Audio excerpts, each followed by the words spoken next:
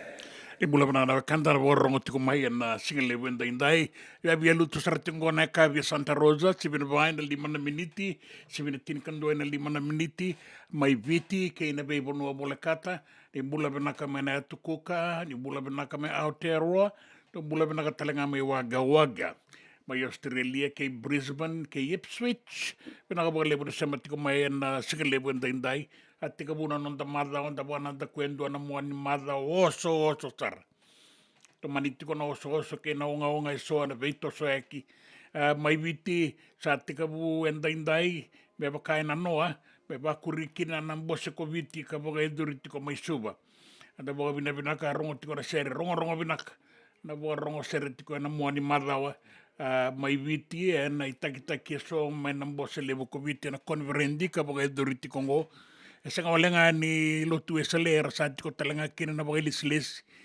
ke na mata mena be mata lotu ba Kristo so na baga bina ka kina era lago tiko ene mai Australia mai New Zealand so endore lago lago sa tiko ene ngoi Amerika sa tiko mai viti da baga bina ka ni rasale ke maro roi tiko mai na non da bonuan raki bina ka tiko do maga tiko nan raki ni beto so kina daga kapal ni bol sen raki na bola uni daga banga enda onga tiko kina en singa enda indai singa tu city mai viti da baga bina ka tiko kina singa moniti be ke muni na wakanda ni tiko ngoi Santa Rosa bula bina ka no aseni loli ke irato na no na ilaula bina ka bole una sema tiko mai ke mo be Sacramento bina ka bole una nom do sema tiko mai na singa lebu enda indai sara be bia waro suka tela daga si bagai be na mata ini singa ni mo ni mada enda bwana nda kwenda baga bina ka nuita kino ni mbula binaka ni marau tiko na onga kene tabinda sati ka bunga rabatale na mazongo ke na no rasa sereki nang no lubenda na buli nuita kini sona taka yang era na bako ngai retiko kina na lo mani ruana madao sa baka tanga ungo e matanda ni mbula binaka abaka mbula tiko yani be ke muni na serengo ai baka langa ungani nanda sota na singanda inda ni mbula binaka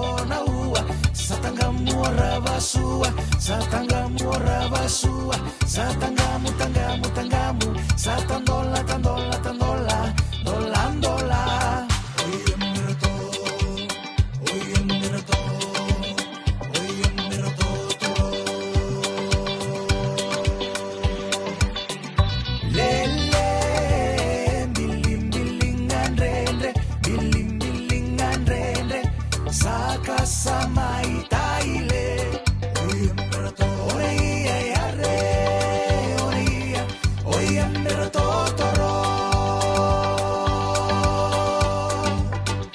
vuilevu, viriambitulelevu, viriambitulelevu, non rengorongoro mainda vui. Oneia yare, oneia, oia mero totoro. Nasela, ye viriambitulalai, viriambitulalai, non rengorongoro mai nase. Oneia yare, oneia, oia mero totoro.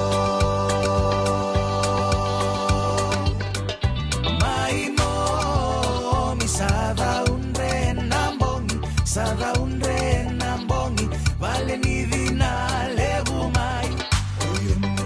Oneia yare, oneia, oia mera totoro. Maita, ye sambadina no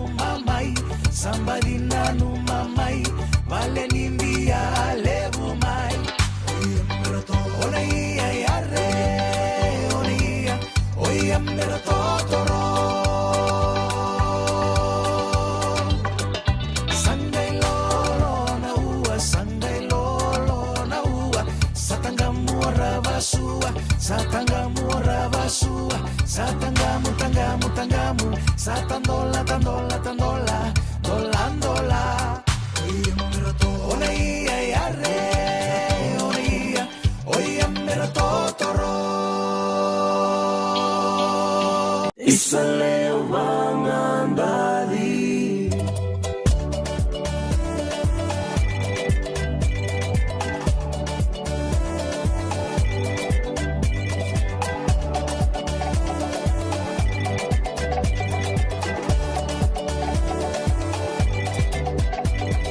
Sai mandado ruina raki is kambani.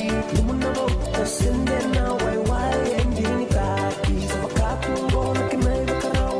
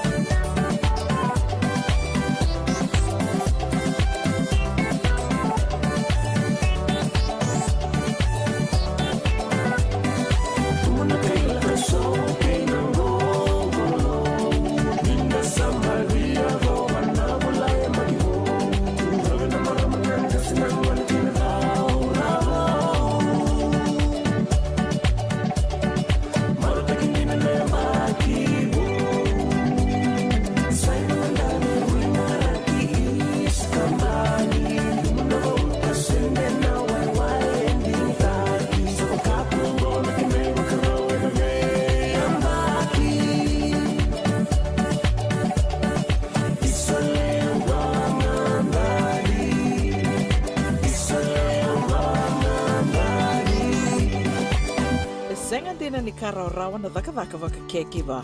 Ia endona ka enda wipu ke kawaka mamanta taka tuna bengaravi o ia ke tuna kenda to kakana.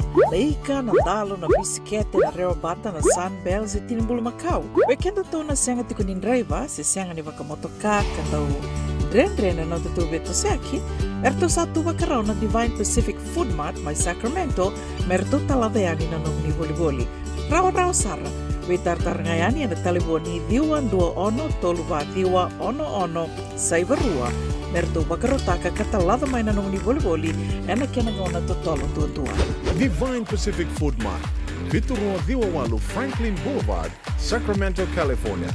Namba di telefoni Diwan 21 saivarua. Erto ngarap talangan kenale waka soburi ani nanomu yaya. Mai na nonderto stoa kina nomu mate ni katumba.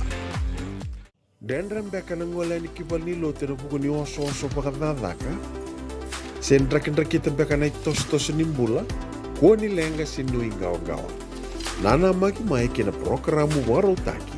Mai vera tau na New Methodist Christian Fellowship USA.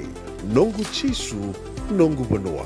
Rongo vina vima manione na kabini buku lulu bei Kemundo California. Vima mani dua na singilewu ni lotu lewu bei Kemundo viti. And a radio Bulando Vata San Francisco. Me kauti kanda vata mai.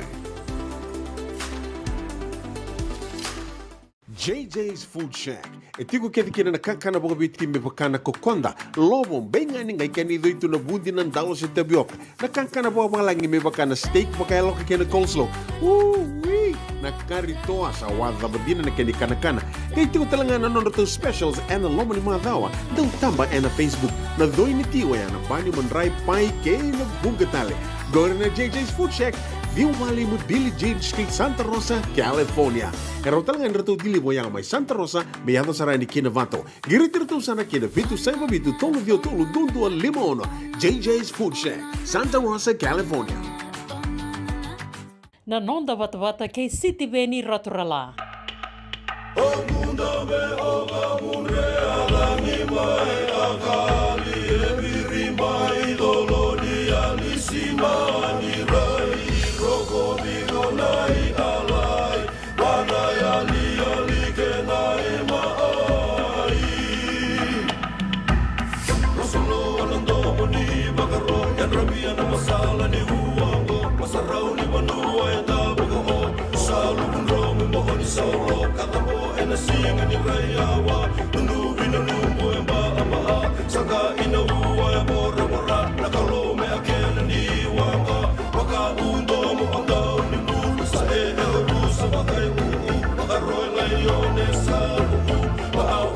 Siwai mainu, sururo businai badano, inuai muri merasano, ewara na mena mera oso, sa umbuka sena senido mo.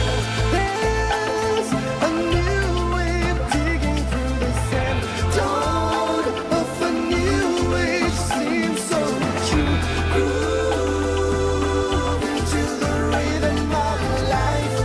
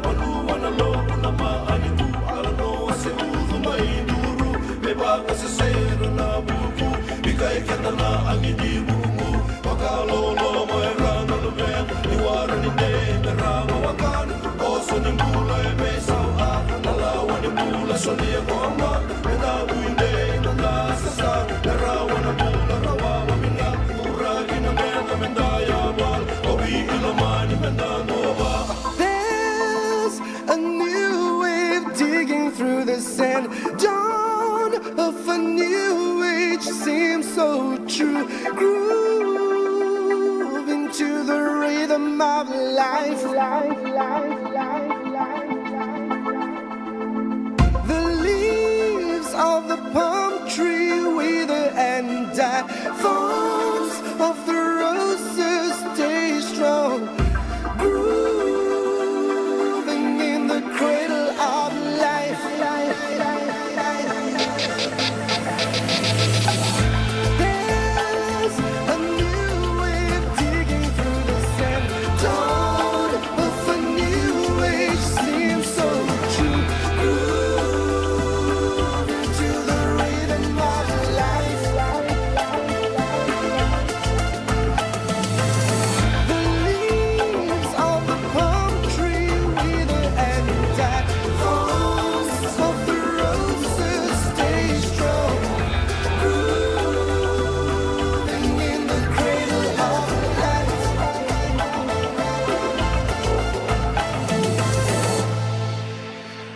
Ia dola bina sailo sira lulu, dola bina mestere ne mai Australia ni bula binaka mere matani tombua. Bula binaka anu, na wale bina sema mai tiki kondau lali mbai ni sabu. Dola bina matagali, bula binaka. Orus lewa tui, yanra, ilaitia tama imbeka. Yanra na bubale na, yanra binaka, bubale indo na bubalengo. Yanra tu na yanra binaka. Andua na yada totok. Binaga boleh benda sama tuku main singale benda indai. Binaga boleh bu yo sarai ada tuku main tuku binaga boleh bu. Be kemani yo ni abo muri tiko na be kaya do na mo ni madla abo bimbi nang gito. Yo rasa matalau na sarasara ra matalau na ngone na itumbu na bulioti ke na be yo kani ra laibe to konia ni nang gito. Sota ni Dean's Final. Bata ke na ralube en mua ni madawa ta sabo ka bina ka borong kay bukala siyot ko yan na be kaya ambasi ka kina sa lisutale e buli ni tu ino kubuto na ambakitini kawadula ko sobo na Dean's ka artua rawata na ambaksaoti artua sabo kan rukay na sino en singa rawai ibina ka bukala na siya matiko maenda na kayo mga misika tiko mga malua sabo ka tangaunan ni bororongo Wero na ilaw-lawan ni tiki kon daw lalim bay ni sabu. Pinakaboleh, sibito ko na tinikan doa na rusa nga bulkarua na miniti, sibito ka na bay na rusa nga bulkarua, bay mama na miniti, Santa Rosa, San Francisco. E nanon da bata-bata, kay na radio bulan dua bata, San Francisco, ni kauti ken da bata mai.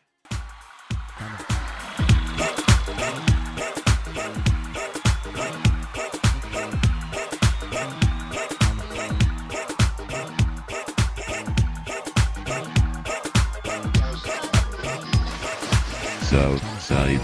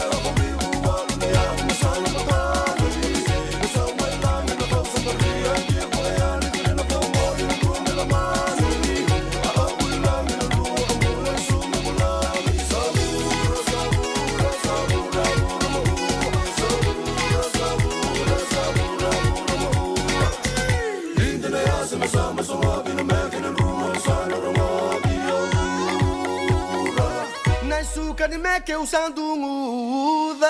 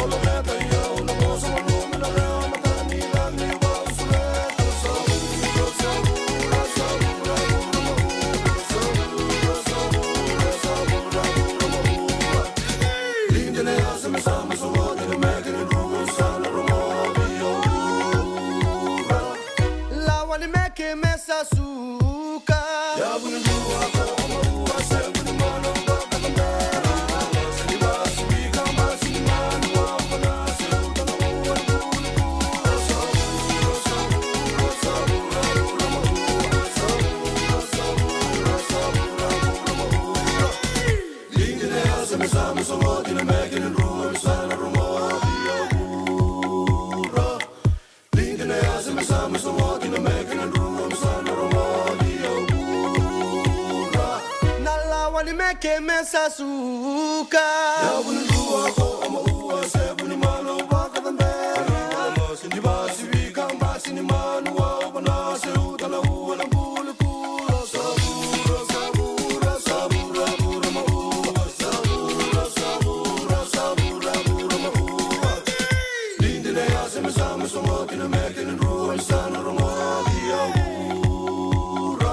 Isso que me que usando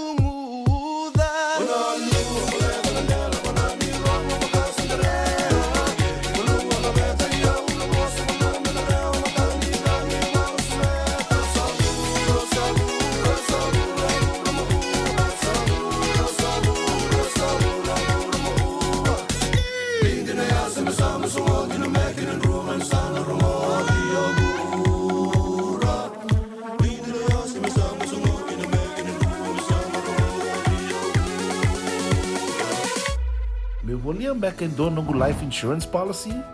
Nakakil ni tuta ni katil kabitu ni kostita na 2022 o sangir ta kasarabiri ni tauna kabi ngaya kila maga ngaya sala ko mana check sengat tali ni biara sengat saranga ni biara balilai in time saranga mai so sangir wara ka tala tunda wara ko tunggo o sala ro dengo pamilaksa Iyo o yasar nga na buna, rau sara, sa tiko na pepa se senga, bula vinaka se tobi mate, kambani duan nga kana soma may na claim na lom ni rosa nga bulu kavana ua keada na lenga, nisa ambaki rowo tina policy.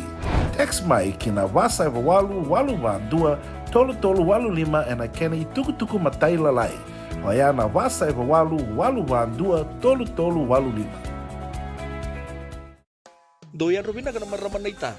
Do samba di ba kusa iwe? Yanra na ita. Kita sili katalaw mande na Orange Lounge. Maleka. Gora san ba di kata-kata pinakasar tu nga toboy, siyang pambakaw. Ngay way dala tu kinambat. Koe serangan kori, sono ngono santa pinakat serangan na kenta kakana. Di na to zoko. Kaya kita sana berata ini bagai singlebu, kita sana gali bagai kabin ngaya ni kena. Na Orange Lounge, katalaw bagai singlebu sa bagai kabi, baraw tayo ito bagai manggosang gayon totokan na buno ni kana.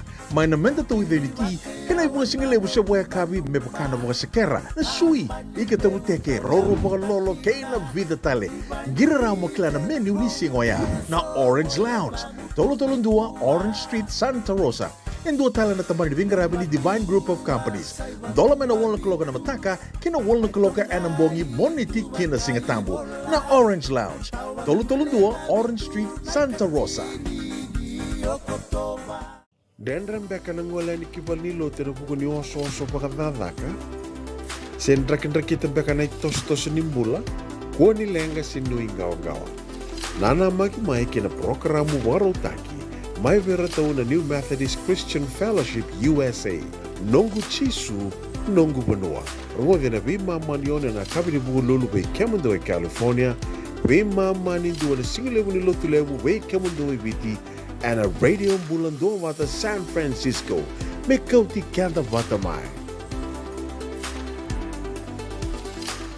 Nanonda wata kay sitiweni raturala.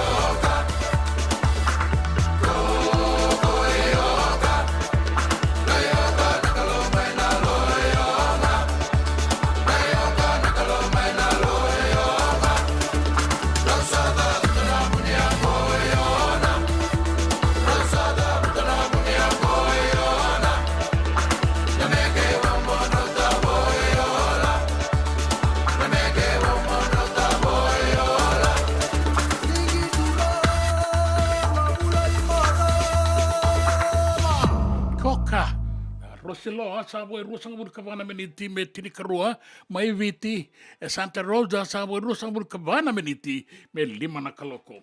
na ua katarava o ia na tini karua sa na lima na kaloko e re na bono ni borongo ti mai kina da sana borongo kina tukutuku e non da vanua da be sai buruburu na tukutuku ningito ke nan raki e viti e bogarita ke mai ni dau maka bagawa tinga lala na duru ni wanga sanganin doa na bogaroni dangi e bogarita ki tunga mai ni sandau makasarati ko nan raki e sangan baka ni tukutuku rongo bina ko ya be reso e ralenga tiku na wai e nanga unango bau tau walele no da na loman ni madawa na mo ni madawa de sabaga nan takuya e da reda mandara kena goia e sanga sarin dore tuku ni uda ke ngai tau na uda na kami ni kua bagala lai sara mai viti e na be barabi e sana i ruo lau ke lo mai viti na barabi ke nan ronga mai singa toka ki suwa baka kina na barabi ke tai lebu kau tani kira-kiraki maira ke na sana i todu e na boli kuda kaunrobe mbua ke maduata bula benaka hambal mati bula benaka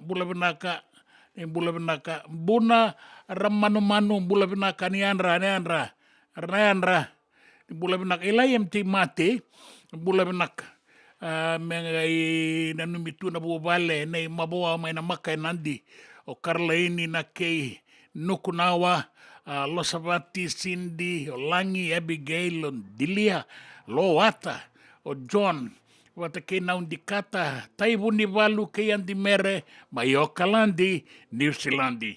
E Napoleoni kuridimbi, dola bina maseki, ia, bina balebu njina na barang kotomau kengo, bina balebu aule, kalungata, Napoleoni kuridimbi, bina balebu na sama mai, ke chot suruka, ian render. Ngogortu nelala tarabale mai adata ngo ertu warita ketku mai sandan benakaba ni kuwa kaba ni bali lotu na anu adata eratiko kinango na mata isau tarabal ni lotu ke nanon rangarabi binabole buna bengarabi meratung garabi na tuano dorbo merani toso binakadaka sandan benakaba ni kuwa randau tuku na ni sandan benakaba sandu na mangiti wagai tamera na bagai dori enda na bagai ngataka ia da bagai binakan to setiko na bengarabi to setiko na namba 5 bengarabi tiko na namba 5 mayadata gona no mundo i bota na singele buenda indai ni ndau magatunan raki ke imbeta bono kula wambula tiko be selina na inoka na tinikaba Rakua Street na Iluba Road se bula binaka na baramanindere bula benaka mai ndere na warong tiko na sigele wenda indai sama tiko mai wata kenan dua na kanda enda sama sara tiko mai ndawasam di bawah wata telenga na sera taravongo maru tagi tiko ngani radio bulan dua wata San Francisco ni kau di kenda wata mai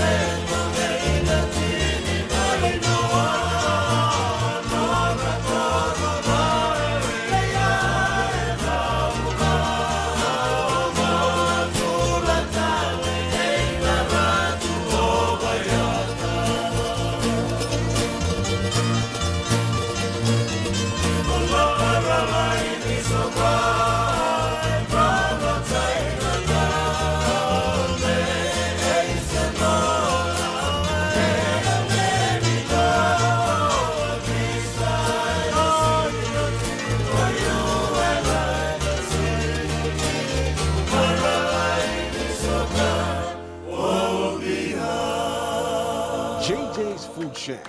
E tiku kete kina na kakana boka bitki me pakana kokonda. Lobo benga ni ngai kani doitu na bundi na dalo se tabioka. Na kakana boka malangi me pakana steak pakai loka kena coleslaw. Wee! Na kari toa sa wadha badina na kani kana.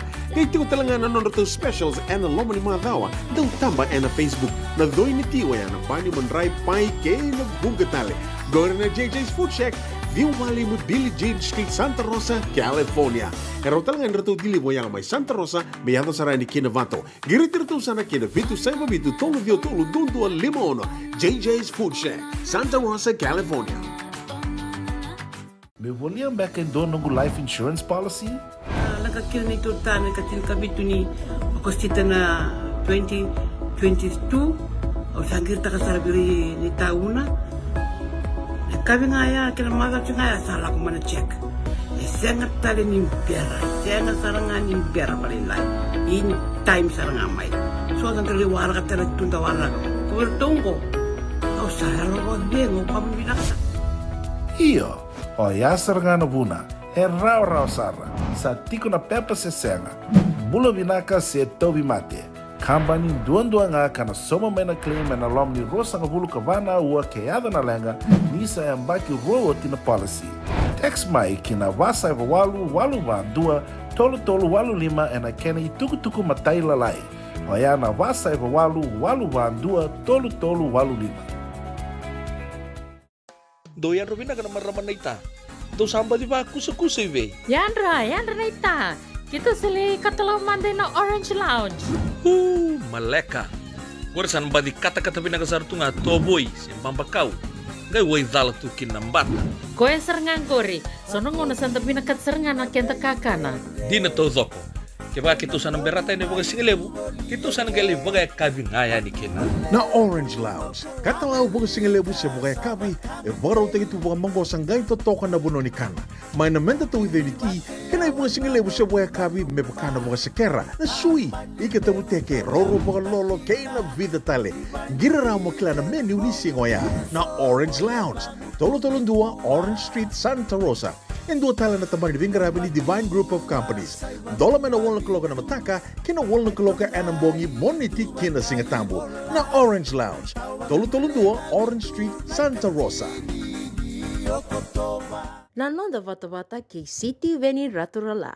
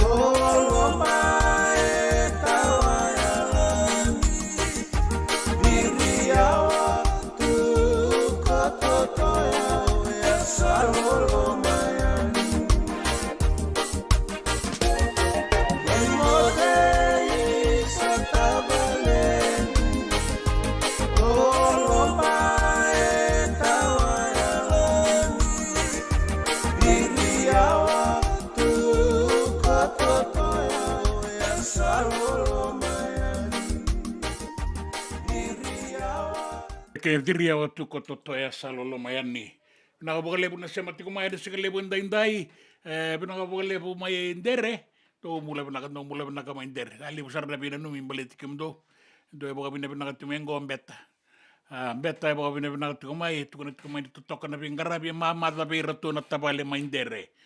Bula bina ka se no takina bula bina ka tiko so mo na president ni soko lebu. Na maramango.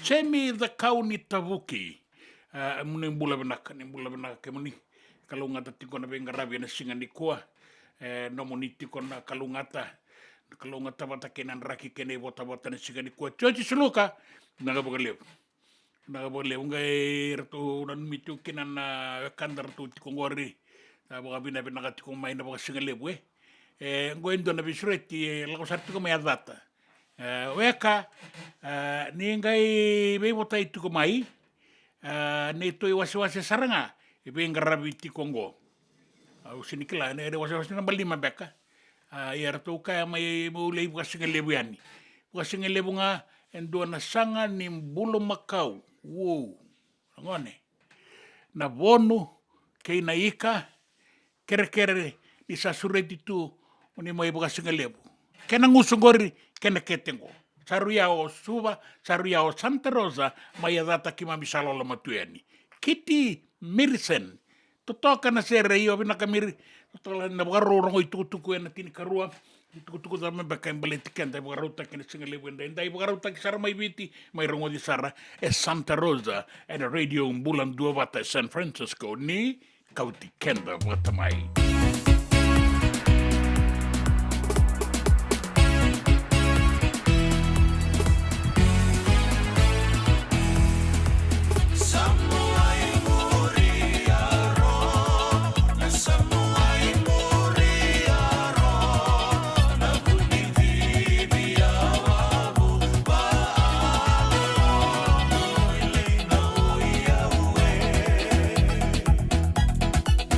Latin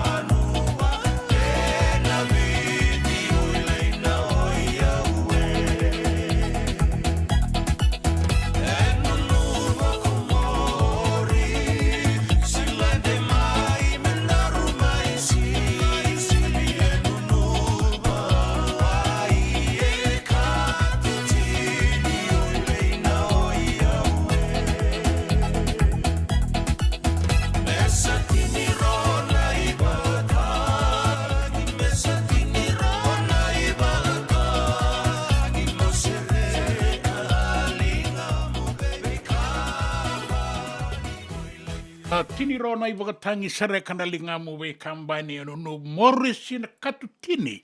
The Borongo Tiko and Radio Mulan Duabata e San Francisco e Kauti Kenda Bata Mainangona. Sanduana Kaloko.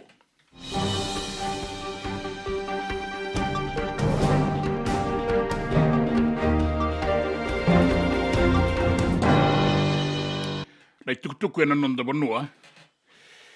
Na numiti ko ni Rausana Laiwe Bosaki na non the Prime Minister, Sitiveni Rambuka. Vata ke ratou na bagai lesi-lesi na non da vei matanitu e na Pasifika.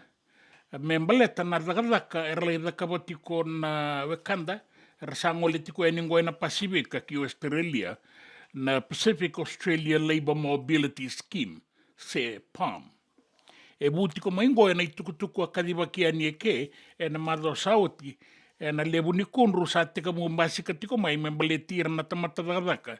Era senga suati na lenga rabi boka binaka, ka senga suati talengani boka muri boka binaka, na pea lela tike ne pindinan dinati, e saini taki ka boka e dori ani e ke, ni mbera ni rangai lako, ke vanua tani. E sa edo tiko na tiki na ngoka rasa waraita ka tiko mai eso, na duindui de vendi nandinati vata ke na ve kaira sala isota kaya. E na boga edo riti ko na mbose ni liu ni ve matani tu na Pasifika ka na numiti ko kina ni Rausan Laiwe Bosaki na Prime Minister. Misala veta sarangani na Prime Minister. E viti ki buana kenai sa mai Australia na ve talanongo ke Prime Minister Anthony Albanese mai Australia. E nanga una e boga e doritiko kina na bosongo mai tonga matani singa. Sa tiko mai kino rambuka e nanga unango. E lebu na kaua i sanga imbasi ka tiko mai ndia sa tiko makawa. Ia sabi na kati me dikebi boga binaka. Me roni vanga gai. Ka boga wasi bina no na mai mate. E ndua na marama ka ngole ani e viti. O Christine Lewailangi. Ka sa lako tiko ngona kena bi vanga gai. Sa banga kai saratiko nga na tiko ni vili utaki ni matani tu e biti. Ki veira na bagai lesi mai Australia bautalenga kina o New Zealand. Sa bagarita ka endua na mate na palimendi mane Tony Veisanga. Ni sa revina ka me sa kireno na baga diengu sea baga siwoi mai na nona itutu na minista ni Marama. Non ra minista na Marama ke na ngone ke na bularara mbau Linda Tambuya. Bagarita ka na tiki na go Ketan Lal ka tuku na tio ke na Marama ngo ino do me sa baga deng. Na nona baga tutu ka ngai mbadi bagarita ki maingo me sa tau riba kita len na totongi kuna e bagarita ka ni isenga ni tu binakasar na nona baga kasama. Satu sarai muri kanda satu sasara kiliwo kenda. E binaka me sa kere ino na baga dengu me sa tukunia ni be Prime Minister sa dengu manda dua tali susumita koe. E kai tiko Ketan Lal na nona buki ke na nona itukutuku na Minister ni Marama e senga ni kautama i weekend en dua na baga dengu. E ndundunu me binaka takasar na nona baga tutu. Ke na beka na numarawa ke na iwali me baga sangarai me baleta na lenga ni wainganga ni be baga mateni taki. E kayo Ketan Lal ni na Minister ni Marama e baga rita katiko nga endua na banananu sa tu sarai muri ka beitan lati ke na beka ndundunu me baka samataka endua sa yadava na itutu baga minister. Me kadibatiko na itotongi kuna sa na itotongi mate beira era boga dalai e na wainganga ni bei boga mateni taki. Dondono me baka samatako Tambuya e sotale na ngaunisala. E binakada kasar kina gitu.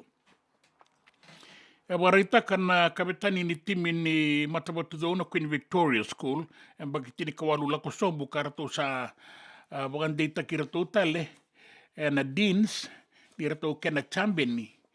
Wa kaya wana re tambakau doro ni sabaga bina ka baga lebu. Ni rato sarawata na nona to inaki, rato sa kauta plesu tale na idobi ni deans e na embakingo.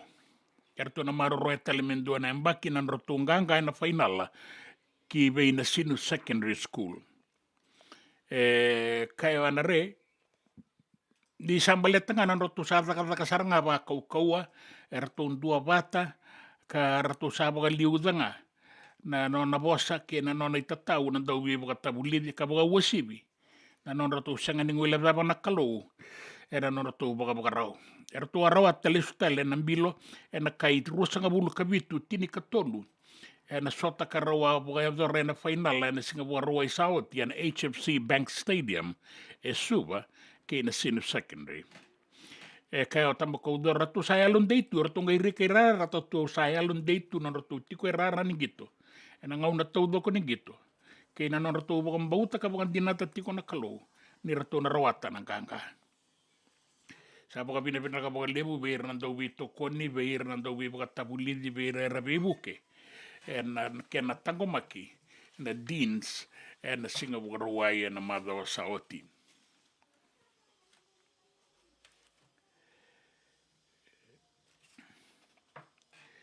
Kina itukutuku ena besa ibura-bura. Na matani to mereka sa baka sasata kira ti Kongo. Rau tanin donan rau kalima. Na kambani ni Rusia bata ke China. Karabe ibu ke takatiko. Na non na iwalu ke Ukraine. Sa wano novatiko na matani to mereka kasakila iratiko. Endonan rau kalima. Na kambani ni Rusia bata ke China rambulieti ko na yarangi karabe ibu ke tiko yani ke be Rusia era no na iwalu kaya kina en dua ka bosa ne buku ni mata iwalu mai mereke ena no na kaya mai Washington ni sa wano no viretiko na be ibu ke tiko ngoi Moscow me baleta na iwalu mai Ukraine ono sanga bulu katolu na kambani ni Rusia wasanga bulu karua na kambani ni China ka tini kawalu mena be matani tu taleso era be buketiko na iwalungo be Rusia ka sawano no be retiko na matani tu Amerike esa tiko wana ya danra ka sa kila iretiko na be matani tu era be buketaletiko ngani be Rusia ena nona iwalu ke Ukraine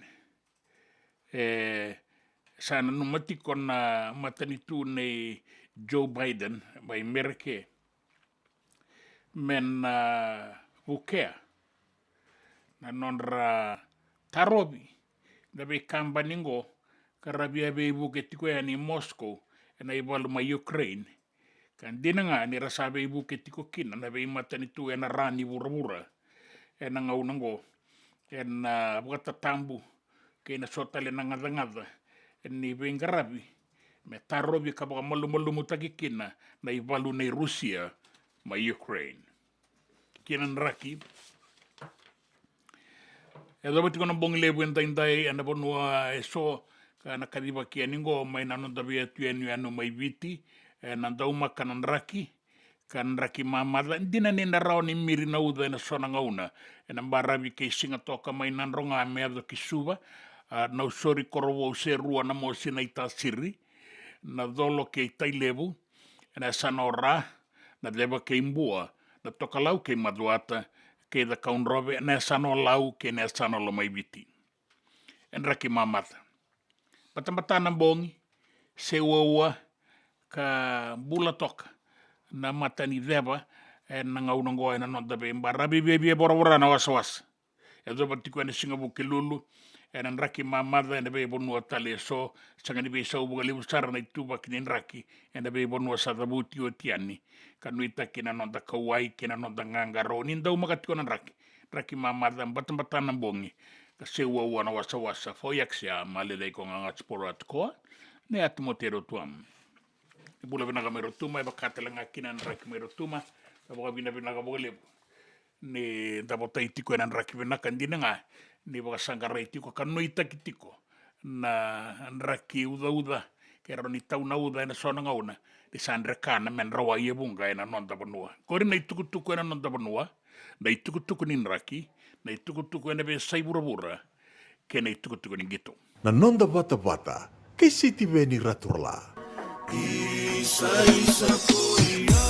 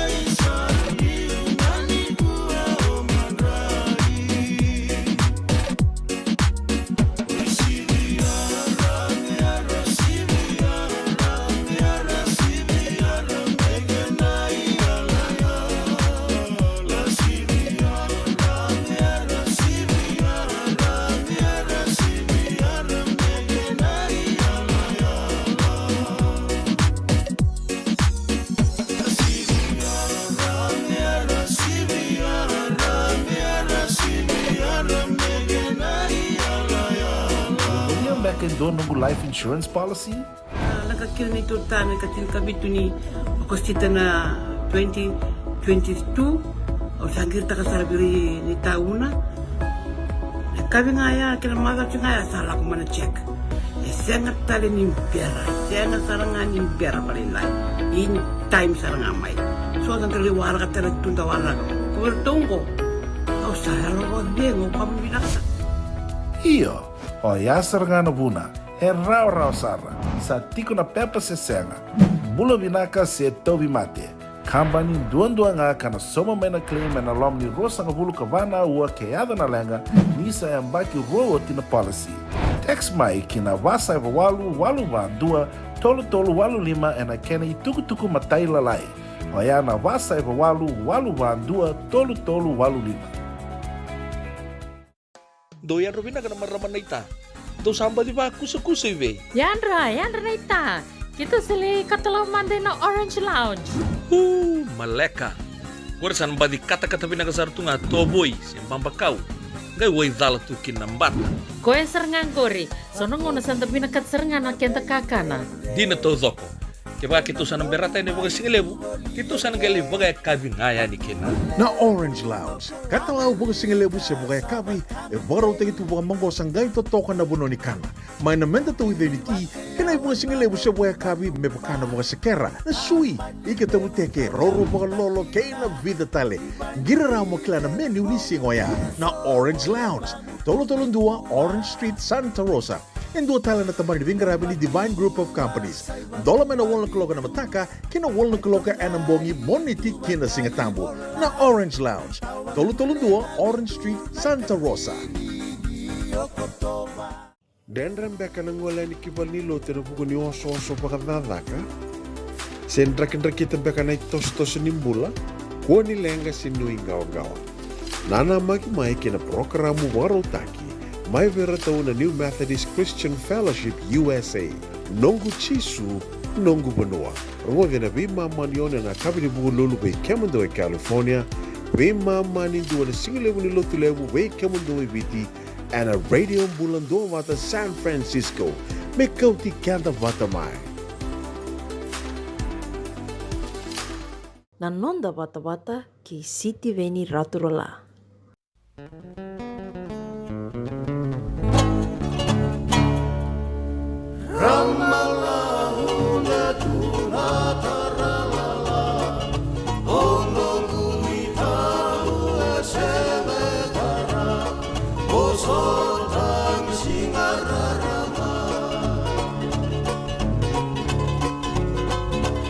Matale aposota kadwa kuna o the belle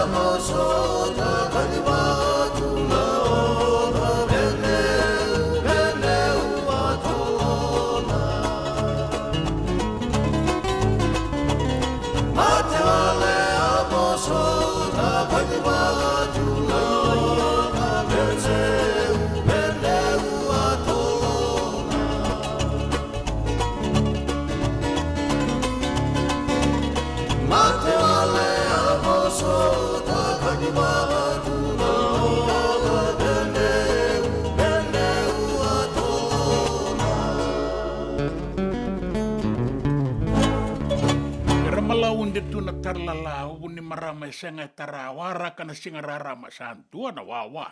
Enam bong ito do ko medyo ni singa rarama sa sarangane bong do taray ko eh. Abi na mangam salay mode. Bula binakan na warong ti ko may labeti balay suba. Binakabalebu. Lela ni toki. May tonga mata ni singa. Arto toka may tonga na saranggito ni singa warwaingo. Tonga bata kay Samoa may teu fiber park. Ia binakabalebu lelani may tonga. Lelani toki binakabalebu. Binakatalanga balebu labeti au labeti. Rei kum beka mai waga. Ono kay banditaka. Sedi tako tabuki. Binakabalebu na sema tiko mai na singalebu indai.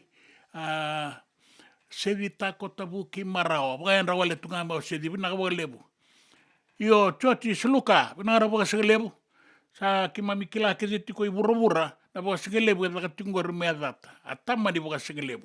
Kimam sambo biya baka ibota-bota tumandangan na kena baka sama. May kimami baka nananatunga di kena. So era sa rabita tunggo ng ginginang gulang-gulay suba.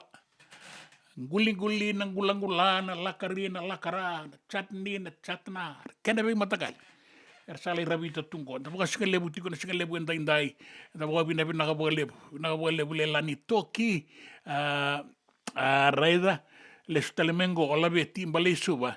Di nasara na kauna numa. Okay, ando way botay tiko may kabuambulat tiko may waga. May New South Wales, may Australia. Ni pinaganda no daw mga tunrakiwe kemunina tiko may Aussie. Libo sa tiko nabi mo sa kimbalit na madakadaka na pam. Nabi hindi natin na ilagay ko ni takadaka kemunia bunga kung nito kong may Australia. Narireo ko mo daw talembang nga may waga iba kakina.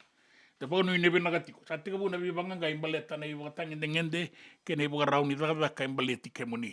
Kemuni na kanta binakabole mo na siya matiko may singalebu inday. Ngaw na may biti, si binati ni karuan na rusa nga bul karuan na miniti, Santa Rosa, si binalima, na rusa nga bul karuan na miniti, hari reso ka na takadaka, doon madara kena iwa langaw.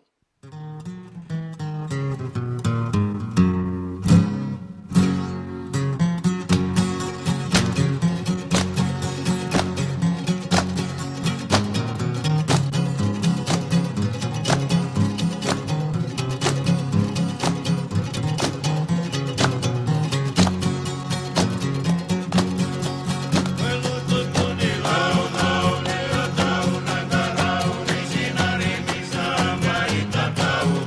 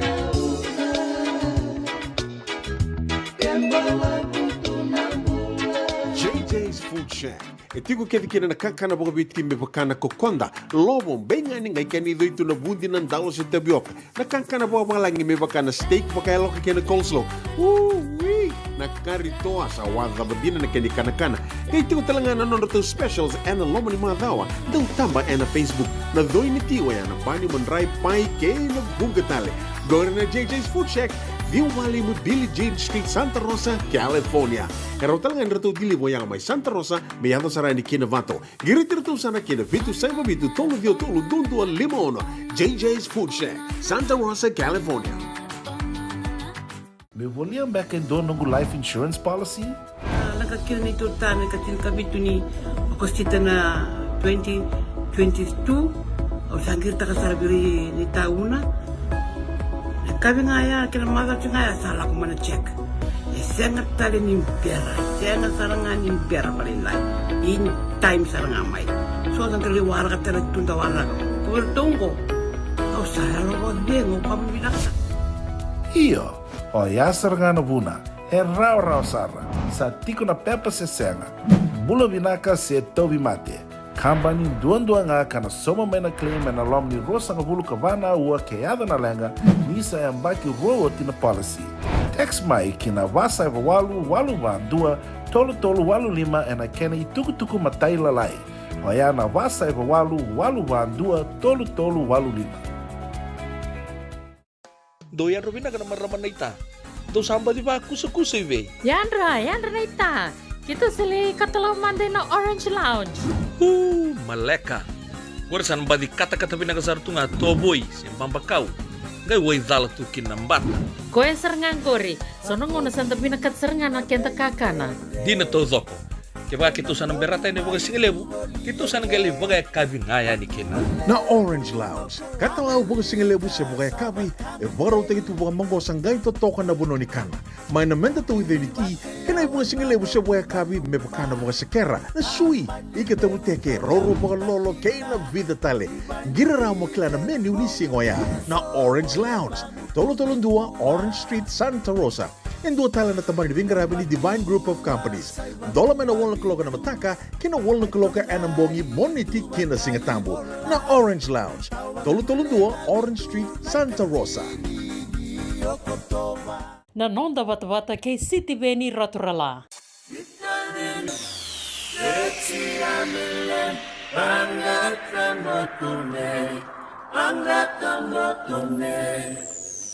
Kualan learan Savale que me nadie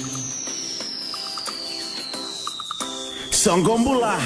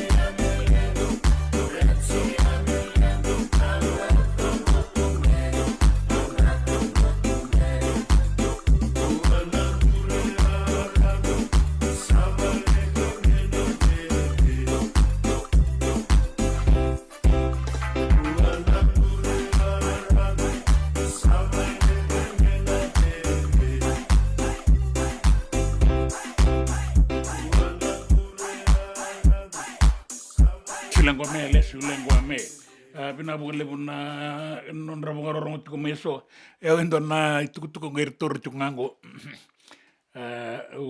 sa bo pinabugale na semati ko mai men dona ser ni nagai botai kina dong bula kamay nang gali do semati ko mai lela ni toki mai tonga mata ni singa malolele bula benak dona kan maro sare itu ko na nomu tukutuku pinakabole mo na siya matiko may bata kay pita masilada na turangan ko kaya may rongot nga ko yasin di bale yasin ni nonggo bale yaw sa mga binapita esa aw sa rayot ko na lingamu saya layalo tiko may sa mga pinakabole wiki mo ni kung nasot ang ikatung balekay pinakawale pita masilada pinakawale bunano mo ni semati ko may kay Kelly Rokobuki bula benak na wale mo na bukarorong may so sarasara so bukarorong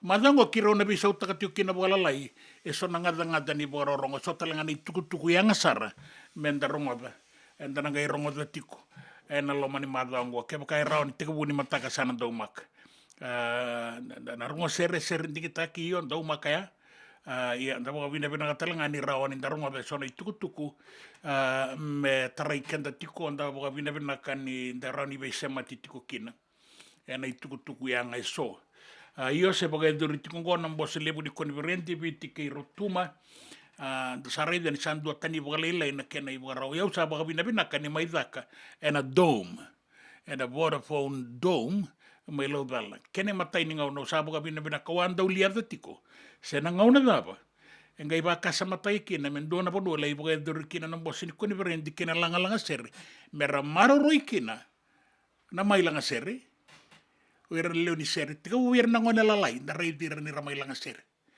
melay kia do bir sar na kena turang ngaw na daba beka nangay na numi mera maroroy kina baletan na nanraki ta sakilati ko nanraki ni koni berende ko serangan da rumah ti ngom bata nanraki suasua na tauni uba da ulai sota kai ti ko mai turaki to balolo matoka na kene rai ya di sabaga dorena dom ta sabaga bina matai kene karua di sasenga na BCCB sere ka senga talanga na BCCB choli bina ka bolep ta sa soli mandanga na elo binaka ta bogoro ta kina na kalu na tamata sabaga rosa nga bulan miniti men do na kaloko and a radio bulam dua bata San Francisco kau tikenda bata mai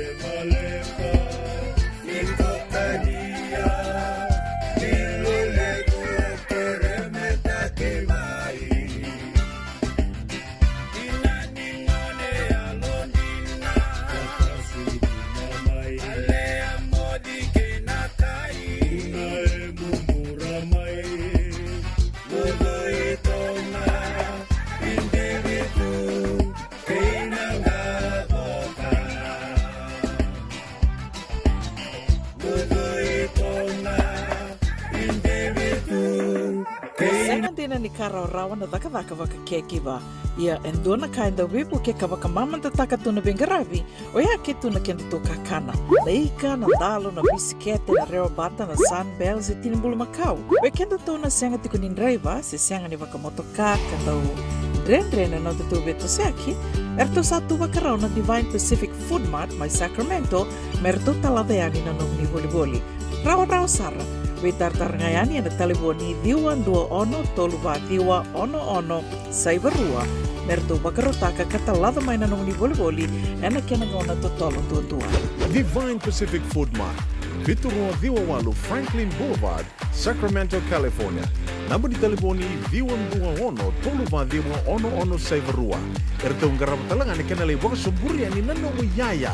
Mai na nonderto stoa kena nomu mate ni katumba. Dendram beka nangola ni kibalilo te buku ni oso pakadadaka. Sen drakin beka na tos nimbula. Ko ni lenga sinui gawa. Nana maki mai kena programa warotaki. Mai vera tau na New Methodist Christian Fellowship USA. Nongu chisu, nongu banua. Rongo na bima manione na kabini buku lulu bei kemundo e California. Bima mani dua na singilewu ni lotu lewu bei kemundo e viti. And a radio bulando wata San Francisco. Me kauti kanda wata mai. JJ's Food Shack. E tiku kena na kakana boka bitki me bakana kokonda. Lobong benga ni ngai kani doitu na bundi nan dalo sa tapioca. Na kakana boka malangi me bakana steak baka eloka kena coleslaw. Wee! Na karitoa sa wada badina na kani kanakana. Kay tiku talanga na nono specials and loma ni madawa. Daw tamba na Facebook. Na doi ni tiwa ya na pani mandrai pai kay na bugatale. Gora na JJ's Food Shack. Viu Valley mo Billie Jean Street, Santa Rosa, California. Kaya talagang nato dili mo yang may Santa Rosa, may ato sa rani kinavato. Giritirto sana kinavitu sa mabitu tolo dio tolo dundu al limono. JJ's Food Shack, Santa Rosa, California. Nanonda wata kay City Veni Raturala.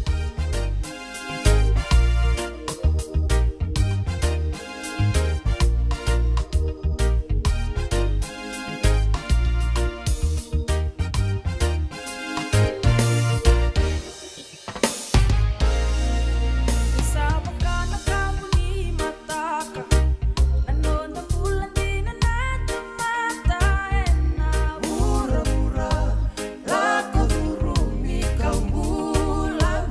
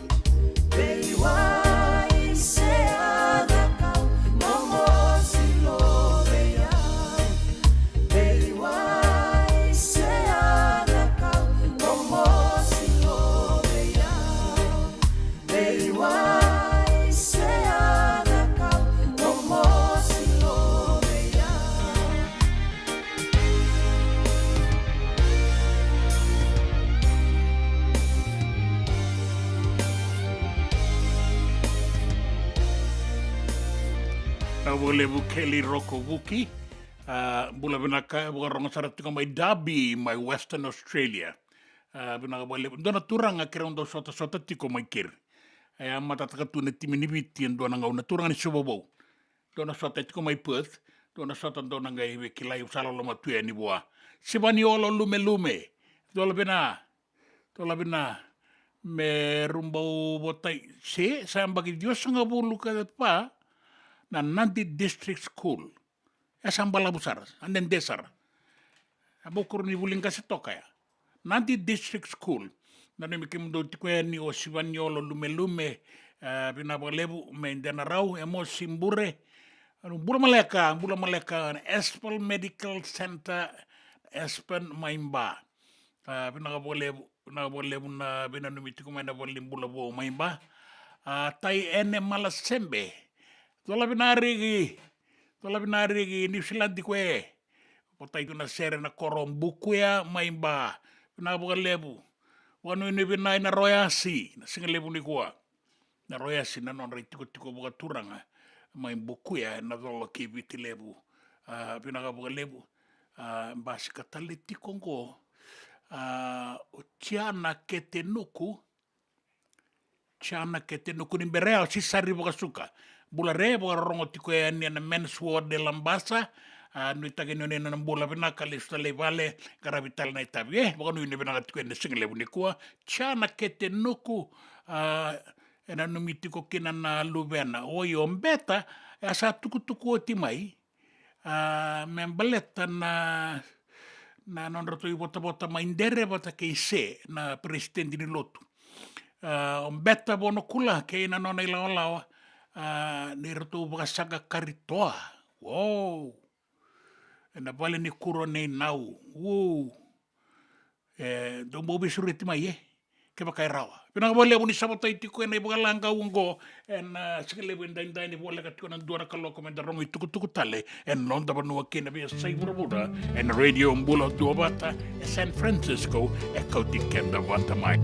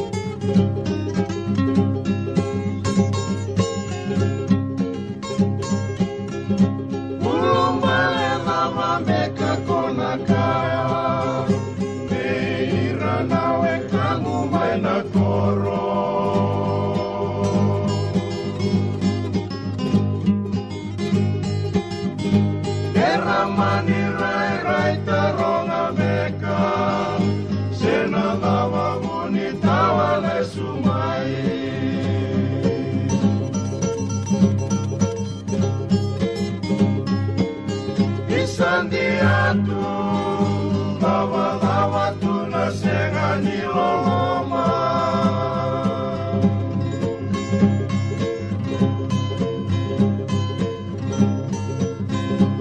etu muria una rawa levu nongu sanga ikiwaya longu mai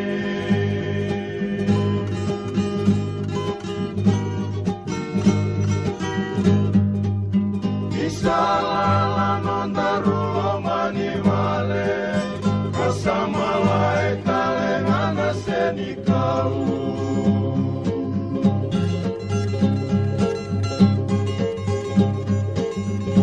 Nomulako Aurarawa takandina vakalevu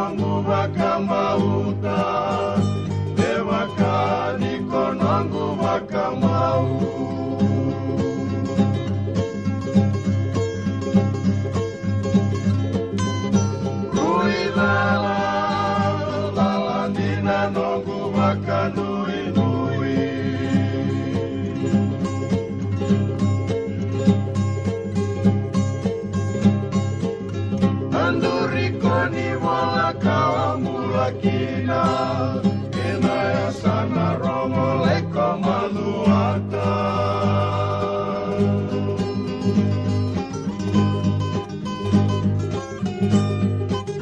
Kila italenga meko mama singa, koe nakawai kami kamira.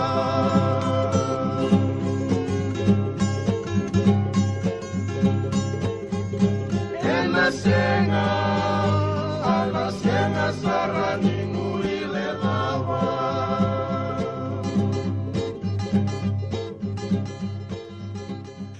Matsarenei Westale Boniwanga, Waikola Keita, Wana Ulumbale Zabambeka, Yasan Dua na Kaloko.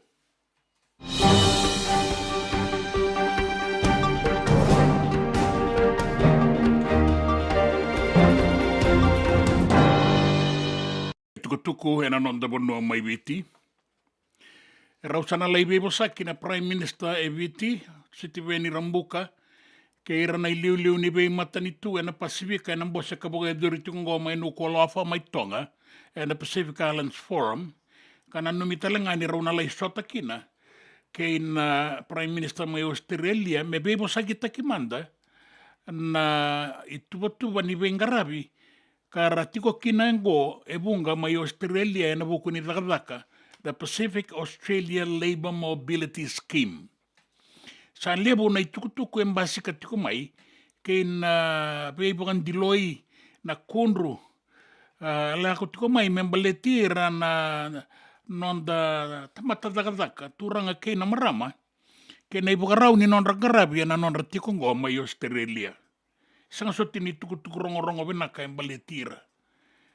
Ado tiko mai na buka tatarongo kei na kunru e na ngauna buka rite ki mai kina na nona sama ilenga o Christian lewa ilangi en dua na marama ka lakoyani e na itubo kei na vindiran dinatingo ni Pacific Australia Labour Mobility Scheme.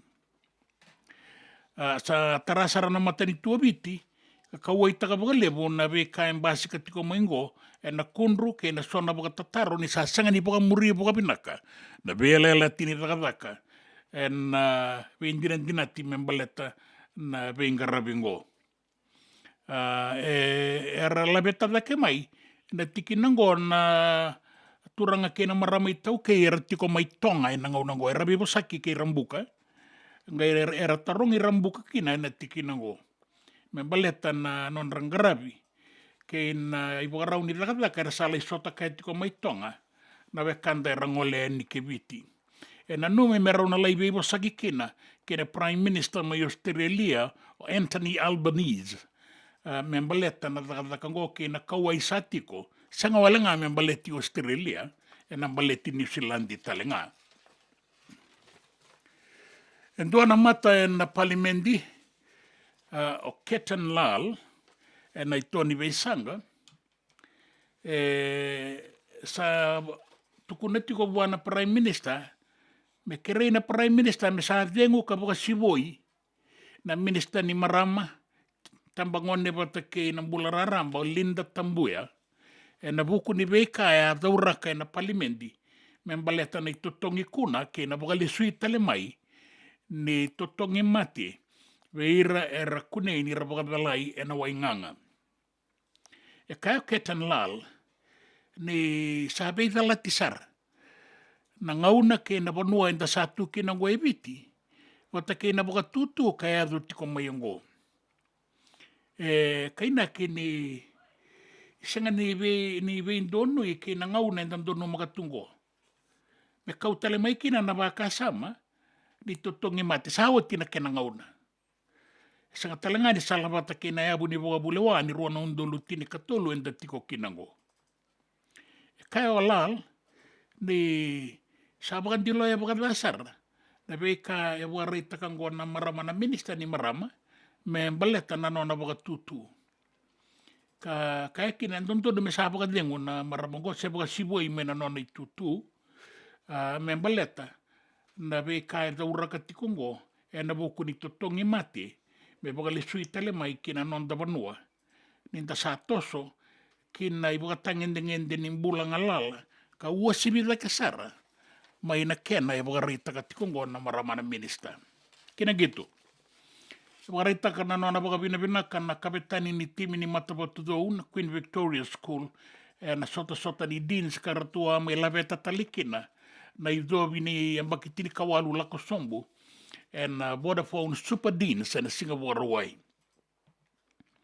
Kaya na rin ni erto sa sasanga ba kau erto sa taka-taka-taka, erto sa dua bata, karto sa muanga dua na ba kasama, merto walesuya telemai, na non ratong ganga, na itutu baka chambe ni Vodafone Super Deans, karto may rawata tali na Singapore Hawaii. Erto sa tango makarawan, non rato itutu baka chambe ni, na sota-sota ngo, me baka na bakisawati. Karang may sota kina kabagan data katali na HFC Bank Stadium isuwa na Singapore Hawaii. Kaya tamba kaudoro. Nirato saya londe itu, nirato ngailande ni rararto saya londe itiko. Nirato nalay kautale sumay, nambilo erto warawata na bakisawati. Baleta nirato ubangan dinata kabagan bauta tiko na kalo, karato sa taka-taka saraba kaukawa, erato sa murianga na ibu roke na ibu salai solibe erato me rawakina nangganga. Rawatan na baga binabinak na kabetani ni timi ni matapatu do, na nonra dua bata kapaga binabinak atagikina na dawi baga tabulidi, kay rerebe toko ni turanga kay na marama na itumutumbo na daw ni besusu na isongo-songo ni bulioti, kay irke de ralinga bata, me rawa nangganga na Singapore Hawaii sawati.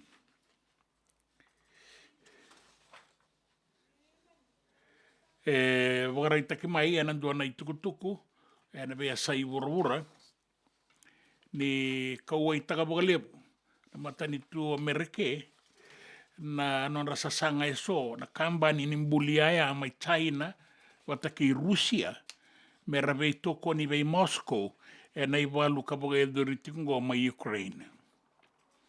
Sa wano nobati ko Amerike, na beibu ke edotiko ningo, rautan baka ninduanan rau kalima, na kambani ni Rusia, ke na kambani ni China, rabe ibu ke tiko ki Rusia, na be kabaga iwalu. Sa bagarai take mai ni sa wandei takatiko na matani tu Amerike, na nona na tangu tuwa na beibuke, ado tiko ni mai China, me ambaleta na iwalu mai Rusia.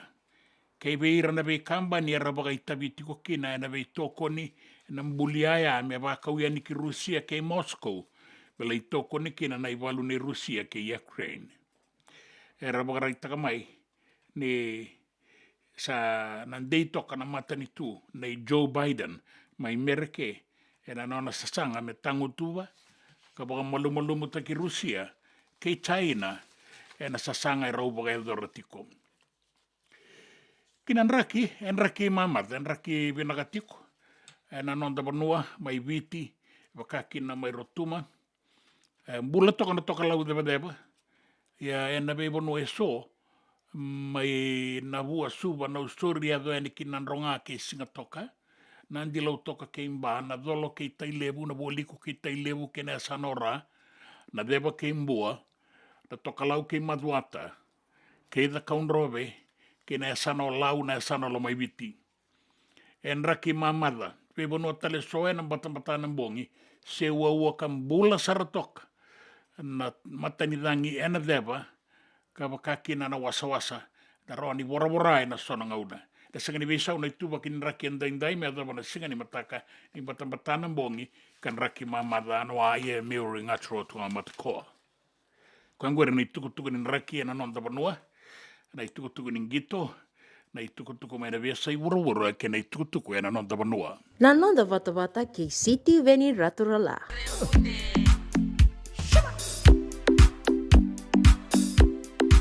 This is how we handle the patient. Era que rebunde mai. Nei bakatang samme mela dake mai.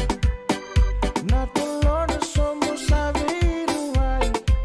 Suingi ngele sua malu mai. Chebe. Senta na imbe, ena levu di seu. Toa mai be mai seu.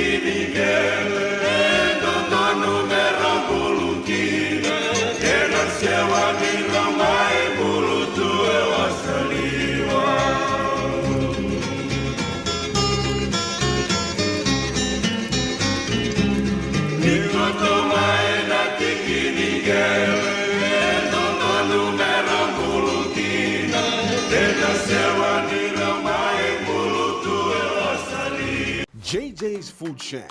E tiku kevi kina na kakana boka bitki me bakana kokonda. Lobo benga ni ngai kani do itu na bundi na ndalo se tabioka. Na kakana boka malangi me bakana steak baka eloka kena coleslaw. Wee! Na kari toa sa wadha badina na kani kana. Kaya tiku talangana nono to specials and loma ni madhawa. Dau tamba na Facebook. Na doi ni tiwa ya na bani manrai pai kaya na bunga tale. Gore na JJ's Food Shack. Viu Valley mo Billy Jean Street, Santa Rosa, California. Pero talagang rato dili mo yang may Santa Rosa, may ato sarani kinavato. Giritirto sana kina Vitu Saiba Vitu Tolo Dio Tolo Dundu Limon. JJ's Food Shack, Santa Rosa, California. Me volia back in dono ng life insurance policy? Nakakil ni Turtana katil kabitu ni makostita na 2022 o sangir takasarabiri ni tauna. Kami ngaya kila mada ngaya salah ko mana check. Sengat tali ni biara, sengat sarangan ni biara balilai. In time sarangan mai. So ang kali wala ka tala tunda wala. Kuwertongo. Au salah lo bengo pamilaksa. Iyo, o yasar nga na buna, raw sara, sa tiko na pepa se senga, bulo binaka se tobi mate, kambani duan nga kana soma may na claim na lom ni rosa nga bulu kavana ua kayada na lenga, nisa yambaki rowo tina policy. Text mai kina wasa walu van dua, tolo walu lima ena kena ituku matai lalai. O ya na wasa walu van dua, tolo walu lima. Na nonda bata-bata, kay City Veni Raturla.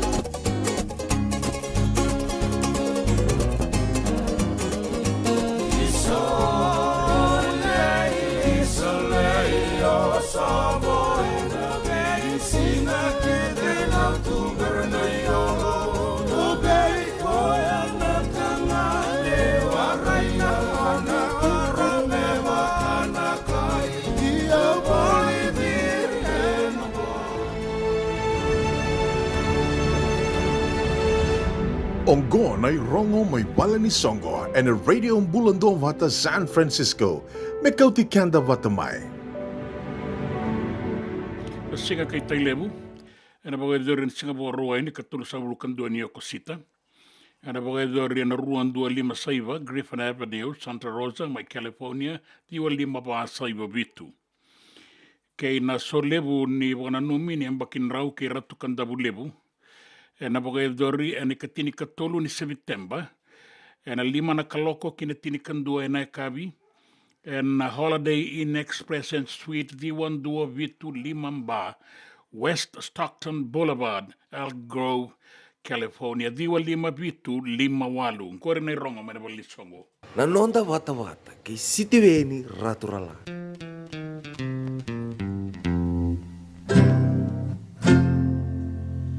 Ni wasoti au tuongu wararama meu sereta toa mandaya saila ya ongu saila itu enonda bitirarama Oni wasoti eito inawe hata ni eito na sema ni serela elisa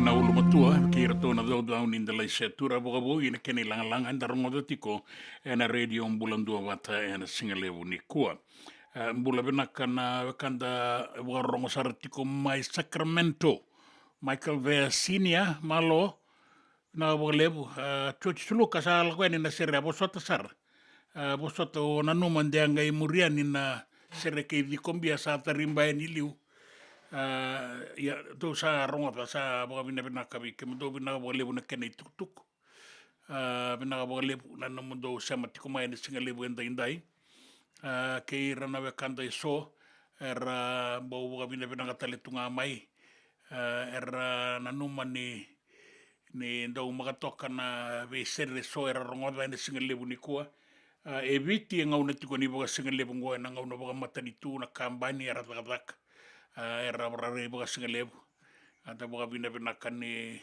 rasema tiko mai ke kenta bilebe na ulango bula bina matagali den tanga imbali sota ta boga vina boga lebu bina tiko na ndraki be rungu e na sona ngauna ia ndraki mamada tiko na nonta bonu era kana dauni raki ni na bakati o kina lo mani vida na singa tale maingo dana bugarorongo kina boni tukutuku e so me tawana ni na nonta iwa sininga unango me do bana rua na kaloko liva batiri lima ona meresia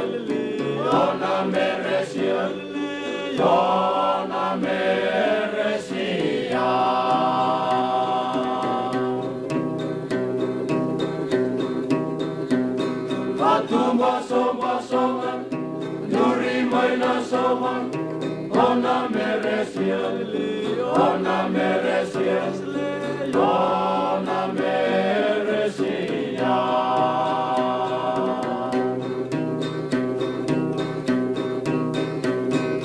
Ramanaita matakaka ona meresia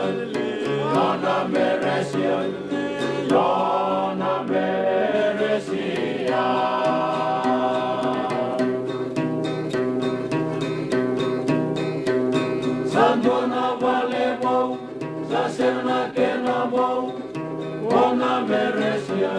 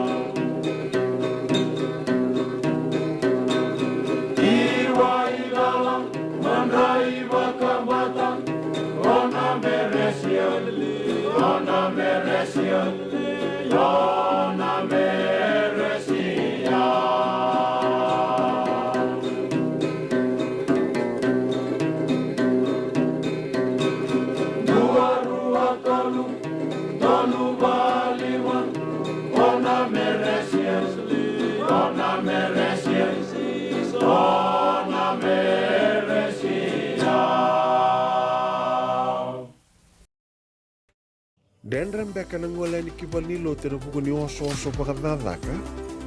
Sen drak kita beka na tos nimbula. Ko ni lenga sinui gawa.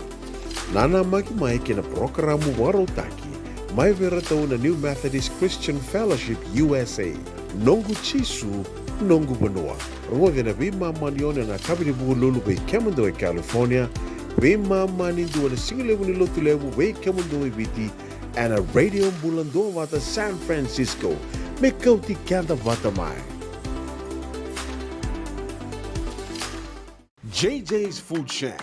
E tiku kena na kakana boka biti me bakana kokonda. Lobo benga ni ngai kani doitu na bundi nan dalos e tabioka. Na kakana boka malangi me bakana steak baka eloka kena coleslaw. Wee! Na karitoa sa wadha badina na kani kana. Kaya tiku talangana non to specials and the lomani madawa. Dau tamba and a Facebook. Na doi ni tiwa ya na bani manrai pai ke na bungatale. Gore na JJ's Food Shack. Viu Valley mo Billie Jean Street, Santa Rosa, California. Karo talangan rato dili mo yang may Santa Rosa, may ato sarani kinavato. Giritirto sana kinavitu sa mabitu tolo dio tolo dundu al limono. JJ's Food Shack, Santa Rosa, California. Binaka bakalevo ng daw siya matikumay. Binaka bakalevo ng daw aseti ko na nonda to vata na radio mbulando vata San Francisco. May kautikan daw vata may. And the sabo wala kasar niya daw yan na walo sa ngabulo ng dolo na kende wili ni matabu vale na radio mbulando vata. Iya E wili wili lili sara me whakatoto watataki ki na kende wili wili na ngwane tau kei e na vea sai pura. Tuna like, tuna share, subscribe talenga mai ki na Radio Mbulando Vata e na YouTube. Radio Mbulando Vata San Francisco, me kauti kenda vata mai. Into sound.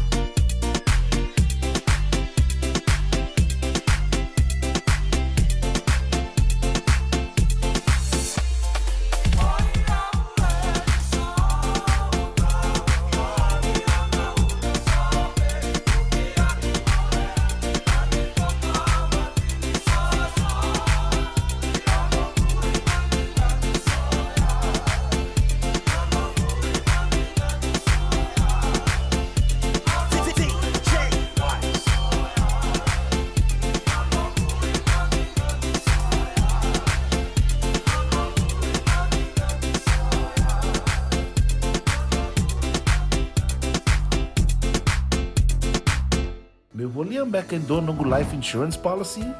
Laka kira ni tutane katil kabitu ni okostita na 2022 o sangir takasara biri ni tauna.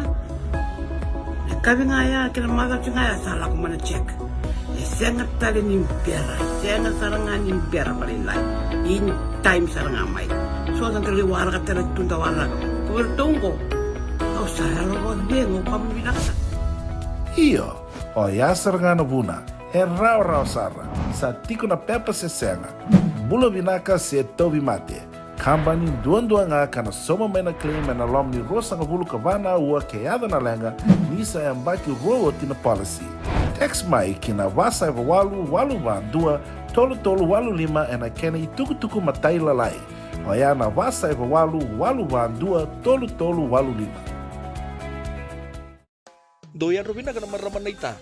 Do samba di ba kusa iwe? Yandra na ita. Kita sili katalaw Monday na Orange Lounge.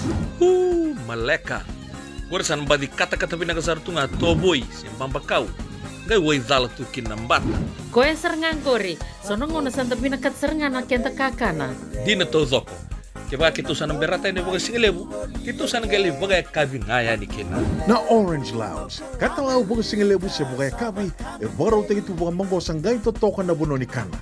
Mai na menda tu ide ni ki, kena bagai singelebu se bagai kabi me bakana bagai sekera. Na sui, ika tabu teke roro bagai lolo kena vida tale. Gira ramo klana menu ni singoya. Na Orange Lounge, tolo dua Orange Street, Santa Rosa. En dua tala na tamani vingarabi ni Divine Group of Companies.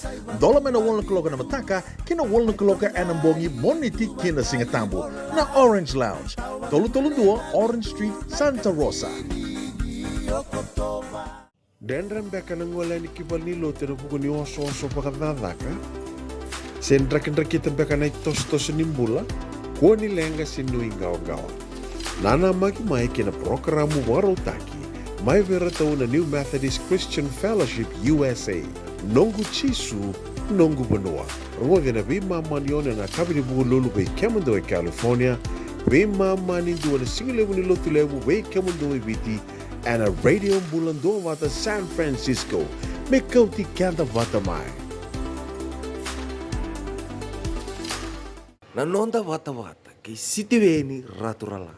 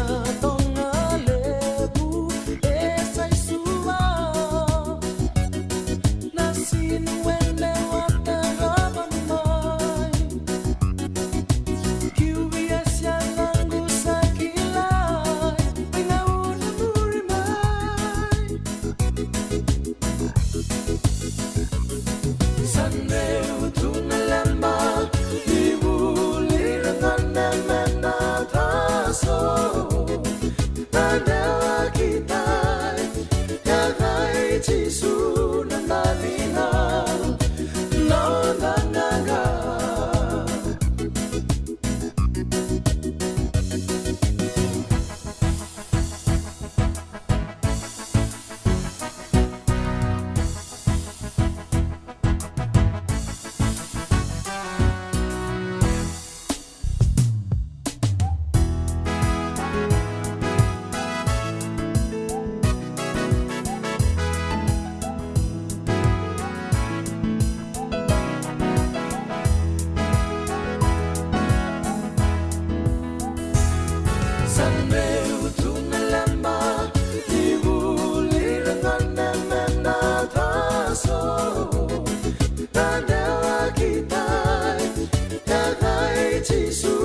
nalina, no na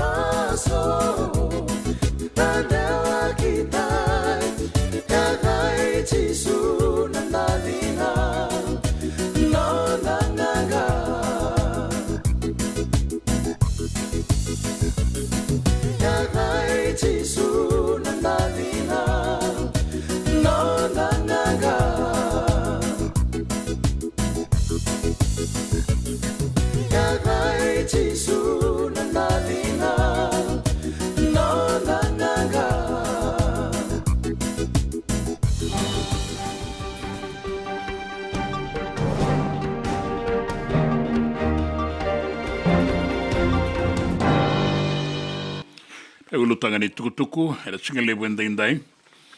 Ngan reba na Prime Minister Eviti, Siti Veni Rambuka, me rau I wasaki kena isa mai Australia, Anthony Albanese, me mbaleta na lenga e tarati ko na dhakadhaka and Pacific Australia Labour Mobility Scheme.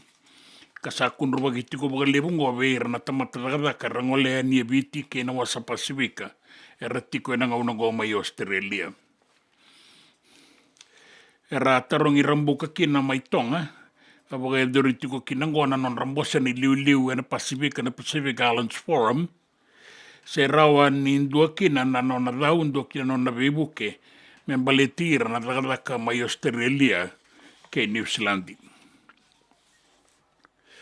E kaya ndua na mata kina palimendi mwana I Tony Beisanga, ni nondonu me sabaka sivoi, o Linda Tambuya na minister ni Marama ke na Bulararamba na nonda panua e na buku ni nona baka tutu me sa baka lisui tale mai na itotongi kuna veira era baka balai e na wainganga ni vei baka mateni taki kaya o lal sa awa tina ngauna inda baka edurikina na matangali itotongi baka ongo me baka taudi me na matabi lewai baleta ni da sanga ni lewa na nona mbula indua na tamata ve Italia nga na nona I balabala.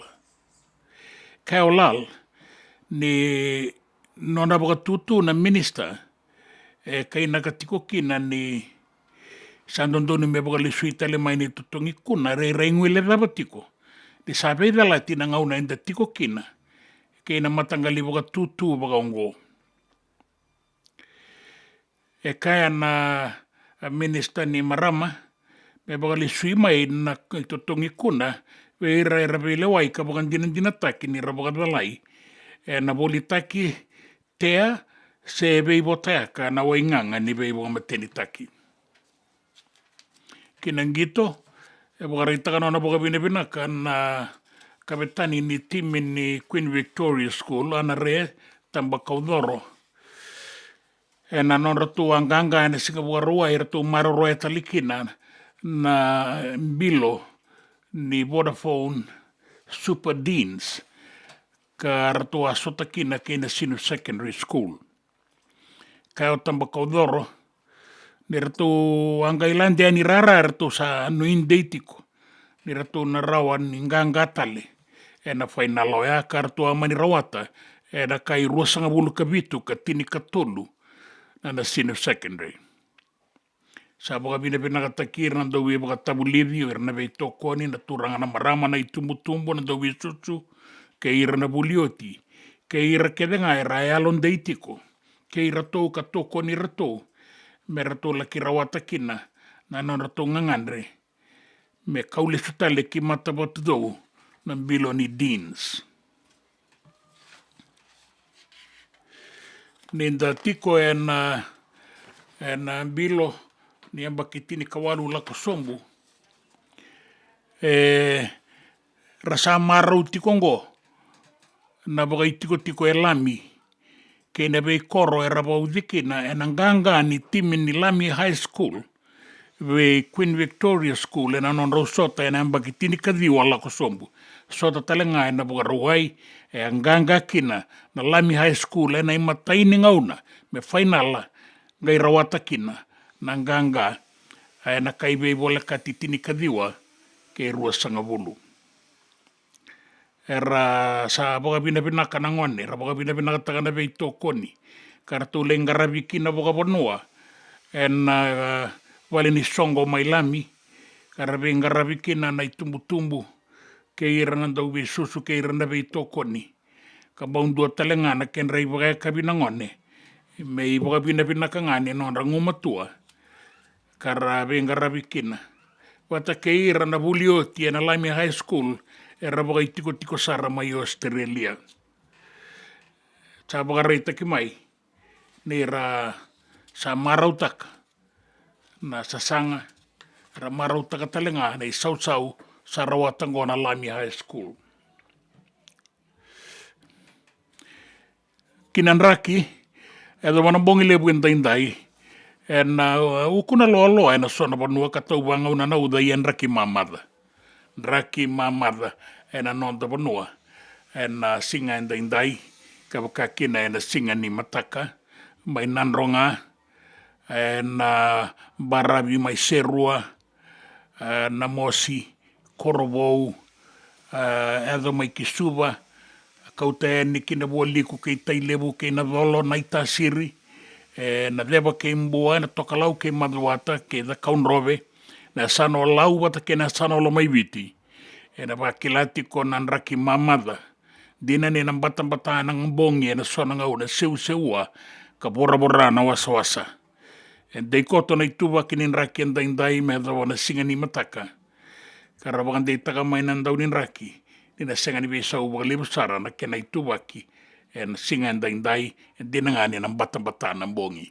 So ikuengori ng raki na nonda banua, makakina na itukutuku ng gito, na besa ibura-bura, kaya na itukutuku na nonda banua. Na nonda bata-bata, kay City Veni Raturla. Nongo vanua unandao dimbitaka, wainimboka tai levu na ya sana, na ilenga na tiki na makawa, au na dhimbi au nandao moletaka,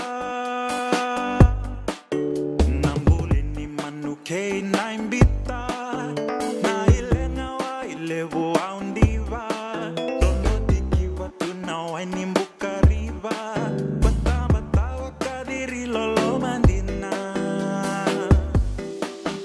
Amania, mamaya, amania, lakemale, ongala kitiliwa, one people, one bus, one river, landua-ndua wainimuka miwa.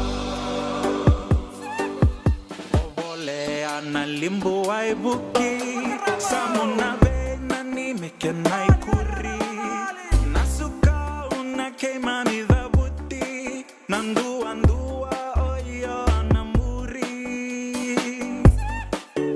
Besureti kina vea sana, alemai o mai sarava, ama afulish ke ongai suka ale, nandua-ndua mo arana no mu vale.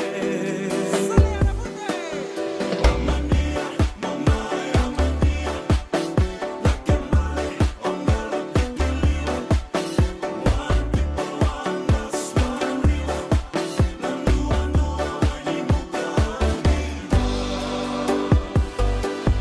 Amania, mamaya, amania, lakemale, ongala kitiliwa, one people, one bus, one river, landua-ndua wainimuka Tinina sereke mami sasuka, ulina latumike na ilutua, nangone kede ke nandua-ndua, marengeti tunaya dhani bandua, pakatulo saka kindelani abu, nangone basumana baby asana, lolo mabe konina nei mami saka, nandua-ndua ke mami dimbitaka. Amania, mamaya, amania, lakemale, ongala kitiliwa, one people, one bus, one river, landua-ndua wainimuka miwa. Amania, mamaya, amania, lakemale, ongala kitiliwa, one people, one bus, one river, landua-ndua wainimuka miwa.